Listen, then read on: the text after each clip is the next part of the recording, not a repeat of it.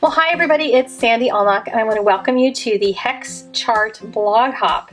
This is a video blog hop. I've invited some friends of mine to join me in the launch of this wonderful, beautiful hex chart to use with your Copic markers. And I want to talk to you about this, but I also want to talk to you about the other existing charts first, so you know where this fits into context, because this is not going to ever replace these. And I want to tell you why before I get started. So I'm going to go in order of the ones that I've used in the past. How about that? So I'm going to start with this one, and I've got these first two off of Sharon Harness's blog many moons ago, and I recently did re-download copies of them because I wanted a brand new chart for this video. My old charts, I did notice they were probably 6 years old and the colors had faded slightly, so I wanted a brand new fresh one. So I will have links for you to all of these. This one is a one-page version. It has all of the colors on it. It has a key, so it'll tell you which of the marker bodies that it comes in. It has all the markers in numerical order. So they go from light to dark, light to dark, light to dark, all the way down, because they're in color families since they're numerical.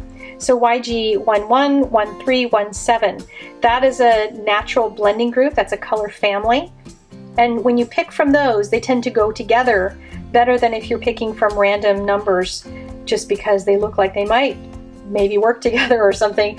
It really helps, especially for beginning Copic marker users, to stay within natural blending groups. I say that all the time and people don't believe me, and then they cry because their stuff doesn't blend. So I'm telling you that one more time. But this chart is really helpful in terms of if you're looking for what does a Y17 look like. That's Sandy's favorite color, so what does it look like? So you can go down the Y column till you hit 17, and you know exactly what color the walls are in my craft room. And that's the color of my car as well. So you can find any number very easily on this chart. There's another version of this that Sharon has also on her blog, and I liked it better because it was bigger. I could read the numbers better. In my older years, I've found that my eyes aren't what they were.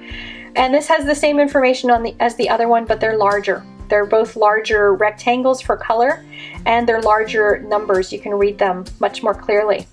Both of these charts say 2012 on top, but as far as I know, there's no new colors that have been added. So that is what it is. They're both fabulous charts. Same features apply to this one as applied to the other one. Now we get to this chart, which is new to me. I didn't know this one existed until I went to download charts so that I could check them out and make my new color copies of them, my new hand-colored copies. This one is from the Copic site. If you haven't been to the Copic site recently, I would highly recommend visiting. Their information now is so much easier to find than it ever was. They'll tell you that. There were people that I've talked to there that said they were dying to redo it, and they have, and it's wonderful. This is the new chart that they have on it. It has, again, the same colors in the same order. It has the same key that'll tell you which marker bodies that it comes in, if you need to know that information. All in numerical order, and it has down here a key so you know the color family, the blending group, and then the specific value, which is the light to dark number. So lighter numbers are lower, darker numbers are higher digits. So this is another great chart. The numbers are very small on this though, so I think I'm still going to continue to use the 2-page version because the numbers are big for my old eyeballs. All right, so I am never going to be not having charts like this in my life, just so you know that. Don't want anybody to think that I'm tossing out the old just because I have this new thing. This is something that has been in the works, and I've been asked to tell this story today. This has been in the works for 1.5 to 2 years, I think, at this point. I started out just wanting to do a little chart to compare for myself what the different flesh tones look like. I wanted to know which ones were more peachy and which ones were more pinky and which ones were more yellow. And I started that. And then I said, well, why don't I just continue on into the pinks and then a little bit into the browns so I could figure out more skin tones. And it just grew from there. You know how that goes. I couldn't leave any out, except I did leave out the grays. There are no grays on this chart. There's a second page that has just the grays. I found that I don't refer to the grays really on my other charts, so I wanted this one to be bigger. As I said, my old eyeballs. So I put these on a separate page. And what I plan to do is to trim this out and tape it across the top here so it's a flap on the back, and I can just flip it over and refer to it, or flip it back if I don't need it.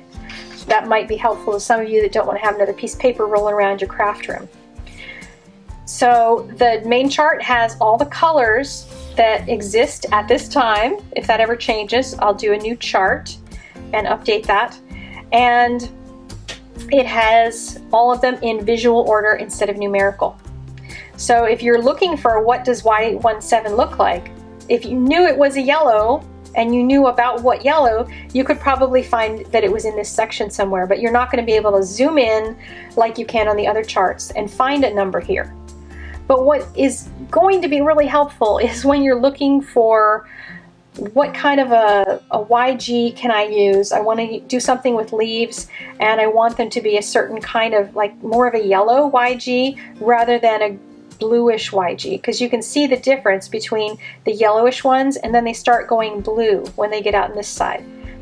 No one would ever call that blue, but they're bluer than these are. And that's the comparisons that I was looking for. Which way does the color lean? Does it lean warmer or lean cooler? So as I did this chart, I recolored this thing probably 60, 70, 80 times, I think.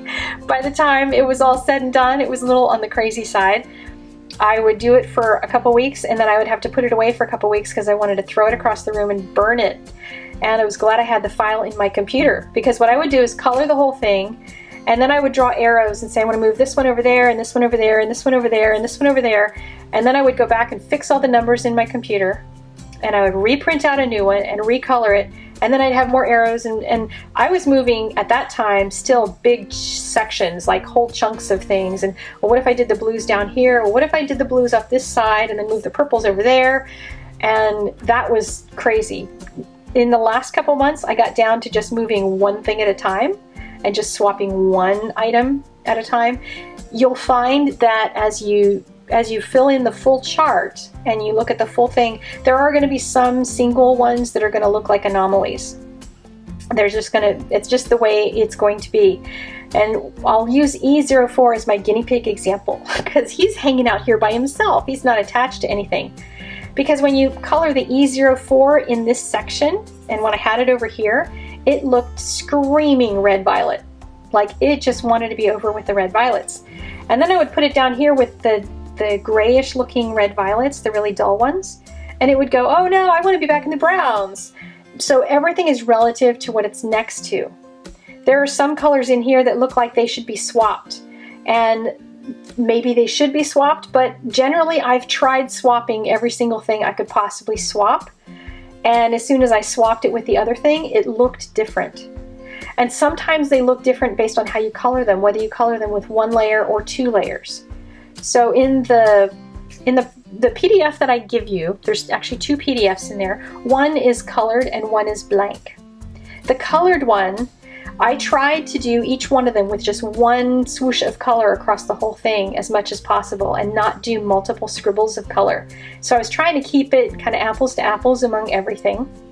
But know that that chart is never going to look like this chart, whether you're looking at it on your screen or whether you're looking at it on your print, having printed it out in your printer. Because as soon as I took a photograph of this one, this is probably the best color you're going to see, because when I took a photograph of this one, I gauged by these colors. These went dead immediately. They looked horrible. And that's just the nature of it. I went to a friend of mine who's a printer, and I asked him to scan it for me and get the best color possible, and he couldn't do any better than I could.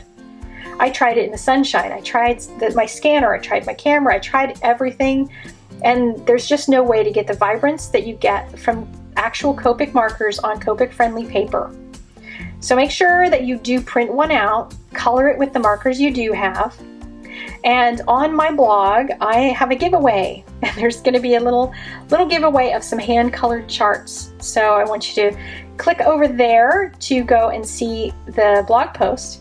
If you're watching this mid-May or beyond, click over here because this is my hex chart page. So go ahead and share the blog link with your friends right now so they can get the chart right away and get entered as well.